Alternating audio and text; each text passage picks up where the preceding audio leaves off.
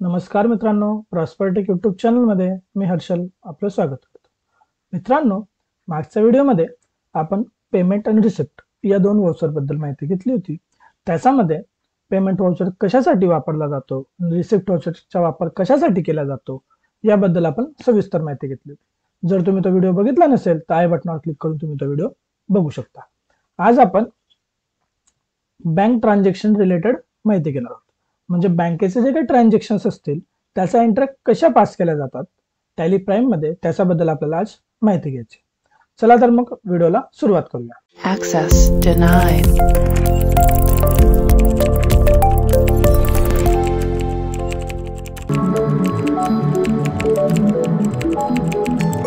Access granted. सगळ्यात अगोदर आपल्याला बँकेचा रिलेटेड ट्रान्झॅक्शन्स करायचे आहेत.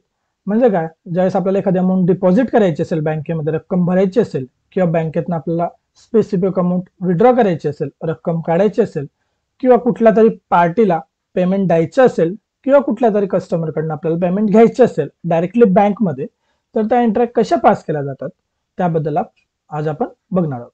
सगळ्यात आधी ज्या बँकेमध्ये आपलं खातं असेल त्या नावाचं लेजर आपल्याला आपल्या टॅली प्राइम मध्ये बनवावं लागणार.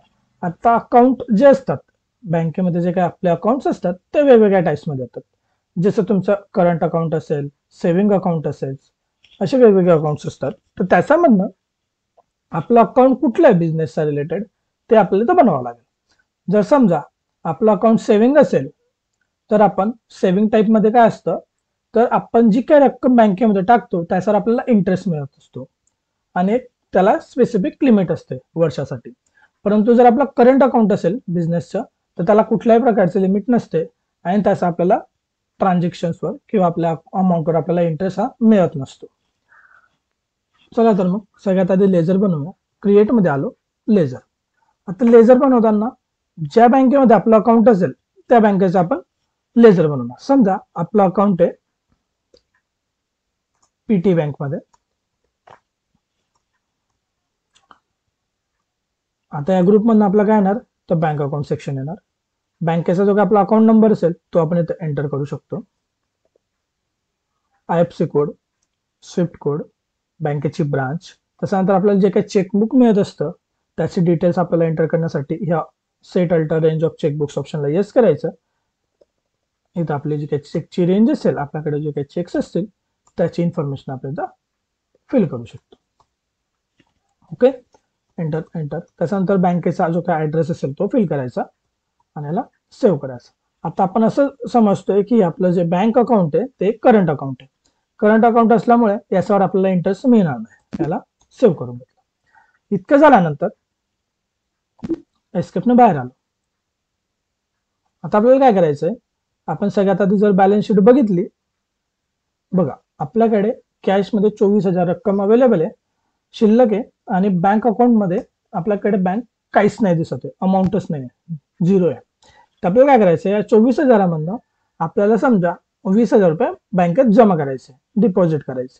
मग त्यासाठी काय करणार, व्हाउचर्स मध्ये जायचं. इथं आल्यानंतर आपण कॉन्ट्रा व्हाउचर सिलेक्ट करू शकतो. कॉन्ट्रा व्हाउचर आल्यानंतर बघा इथं ही जी एंट्री आहे हे सिंगल व्हाउचर एंट्री आहे. बघा इथं अकाउंट दिसतंय आणि खाली पर्टिक्युलर मध्ये डायरेक्टली ज्या ठिकाणी आपल्याला अमाऊंट टाकायची किंवा काय ते आपण इथून करू शकतो. किंवा आपल्याला जर डबल एंट्री हवं असेल तर चेंज मोड मध्ये जाऊन आपण इथून डबल एंट्री घेऊ शकतो. डबल एंट्री घेतल्यानंतर जसं आपण परचेस सेल्स मध्ये CRDR क्रेडिट डेबिट सोबत काम केलं होतं तसं आपल्याला करता येतं. समजा आपण सिंगल एंट्री मध्ये एंट्री आपल्याला पास करायचं अकाउंट साईडला. आता आपल्याला काय करायचंय, तर बँकेत रक्कम भरायची, त्याच्यामुळे आपलं अकाउंट साईडला येणार बँक अकाउंट. कुठल्या बँकेत आपलं अकाउंट, तर पेटी बँक. ओके, त्याच्यानंतर कुठून येते रक्कम, तर कॅश मधनं. किती डिपॉझिट करतोय आपण, 20,000 रुपये. Enter enter enter enter. हे बघा आता इथं काय आलं, ट्रान्झॅक्शन टाईप आला तुमचा कॅश. आपण कॅश मध्ये रक्कम जमा करतोय 20,000 रुपये. आता आपण जी काही रक्कम जमा करतोय तर आपण बघा डिपॉझिट स्लिपवर आपलं किती नोटा आपण जमा केल्यात. जसं 1,000च्या 5 नोटा असतील, 500च्या 10 नोटा असतील, त्या पद्धतीने आपण इथं मेन्शन करू शकतो. समजा आपण आता ज्यावेळेस फिल केलं तर आपल्याकडे 500च्या 40 नोटा होत्या. Enter enter enter enter save केलं. एस्केपने बाहेर आलो. बॅलन्स शीट जर तुम्ही बघितलं आता बघा, कॅशमध्ये किती रक्कम शिल्लक राहिली आपल्याकडे 4,000 आणि बँक अकाउंटमध्ये 20,000. कुठल्या अकाउंटला येतं ती? पीटी बँकमध्ये. असे जर तुमच्या मल्टिपल बँकमध्ये अकाउंट्स असतील तर तुम्ही ते लेजर्स बनवू शकता आणि त्याला यूज करू शकता.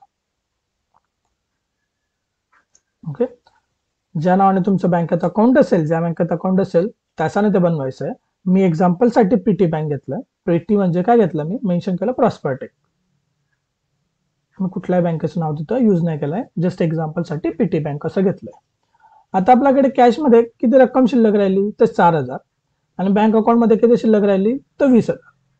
आता आपल्याला काय करायचंय, आपल्याला अमाऊंट लागते तर आपल्याला 10,000 रुपये पुन्हा बँकेतनं विड्रॉ करायचे, कॅशमध्ये घ्यायचे. मग त्यासाठी आपण काय करणार, व्हाउचर्स मध्ये आलो.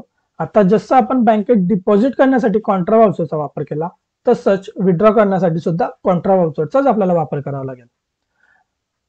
जर आपण एखाद्या पार्टीला पेमेंट द्यायचं असेल तर आपण पेमेंटचा वापर करू शकतो. इथं जर गेलो आपण तर बघा, पेमेंट मधून समजा आपल्याला बँकेतनं पेमेंट द्यायचं ना, तिथं डायरेक्टली बँक सिलेक्ट करायची आणि ज्या व्यक्तीला पेमेंट द्यायचं आहे त्याला आपण इथं सिलेक्ट करून पेमेंट देऊ शकतो. पण आपल्याला आता काय करायचंय तर विड्रॉ करायचंय. पुन्हा कॉन्ट्राला आलो. आता विड्रॉ करायचं म्हणजे कॅशमध्ये आपल्याकडे रक्कम येणार आहे. कुठून येणार आहे तर बँक अकाउंट मधनं. किती विड्रॉ करतोय आपण 10,000. एंटर. हे बघा, ज्यावेळेस आपण इथं एंटर करतो ना अमाऊंट, तर इथं बघा ट्रान्झॅक्शन टाईप दिसतोय तुम्हाला चेक. बाय डिफॉल्ट इथं चेक ऑप्शन येतं. समजा आपल्याला चेक नको असेल, तुम्ही समजा ई फंड ट्रान्सफर करत असणार तर ई फंड घेऊ शकता, ऑर्डर काही असेल तर ऑर्डर घेऊ शकता. असे 3 ट्रान्झॅक्शन टाईप इथं आहेत. समजा तुम्हाला याच्या व्यतिरिक्त आणखी ट्रान्झॅक्शन टाईप हवे असतील तर बघा इथे शो मोर बटन आहे, याच्यावर क्लिक करा. हे बघा, एटीएम कार्ड, चेक, ईसीएस, म्हणजे ज्या गोष्टीने आपण रक्कम विड्रॉ करू शकतो सगळे ऑप्शन्स इथे दिलेले आहेत. ओके, समजा आपण चेकनेच विड्रॉ केली, चेक सिलेक्ट केला 10,000. हे बघा, चेक रेंज जी होती आपली 1 पासून तर 20 पर्यंतची ती या ठिकाणी दिसते आणि इन्स्टॉलमेंट नंबर आपला चेक नंबर फर्स्ट आला. एंटर केला, एंटर केला, एंटर एंटर एंटर. एस्केपने बाहेर आलो. बॅलन्स शीट जर बघितलं, हे बघा 14,000 आपल्याकडे कॅशमध्ये शिल्लक आहेत, 10,000 आपण बँकेमध्ये शिल्लक आहेत. या प्रकारे आपण बँकेमध्ये अमाऊंट डिपॉझिट करू शकतो आणि बँकेतनं अमाऊंट विड्रॉ करू शकतो. हे तर झालं बँकचा रिलेटेड. पण बघा, काही वेळेस काय होतं की आपला जे काही अमाऊंट असते बँकेमध्ये, जी काही अमाऊंट असते त्याच्यावर आपल्याला इंटरेस्ट मिळतो. तर ते कुठल्या केसमध्ये होतं, ज्यावेळेस आपलं सेव्हिंग्स अकाउंट असेल त्यावेळेस आपण ते इंटरेस्ट गेन करू शकतो. त्यासाठी आपल्याला काय करावं लागेल तर त्यासाठी आपल्याला एक लेजर बनवावं लागेल इंटरेस्ट रिसिव्ह नावाचं, आणि त्याच्या आतमध्ये आपण त्याला घेणार इनडायरेक्ट इन्कमच्या आतमध्ये आणि मग पेमेंट आपण ऍक्सेप्ट करू शकतो. दुसरं असतं, आपल्याला काहीतरी बँकेमध्ये चार्जेस लागतात, जसं SMS चार्ज असेल, एटीएम कार्ड चार्ज असेल, असे वेगवेगळे चार्जेस असतात. त्यासाठी पण आपण एक लेजर बनवणार बँक चार्जेस नावाचं अंडर इनडायरेक्ट एक्सपेन्सेस मध्ये, आणि जो काय आपला खर्च होत असेल तो आपण डायरेक्टली बँक टू पेमेंट दाखवू शकतो. या प्रकारे आपल्याला बँकचा रिलेटेड एंट्री पास करता येतात. जर तुम्हाला बँक चार्जेस आणि इंटरेस्ट रिसिव्ह याबद्दल काही प्रॉब्लेम आला तर कमेंट सेक्शन मध्ये विचारा, त्याच्यावर सुद्धा आपण एक व्हिडिओ बनवू. या प्रकारे आपण बँक रिलेटेड ट्रान्झॅक्शन आपल्याला पास करता येतात टॅली प्राइम मध्ये. जर हा व्हिडिओ तुम्हाला आवडला असेल तर लाईक करा.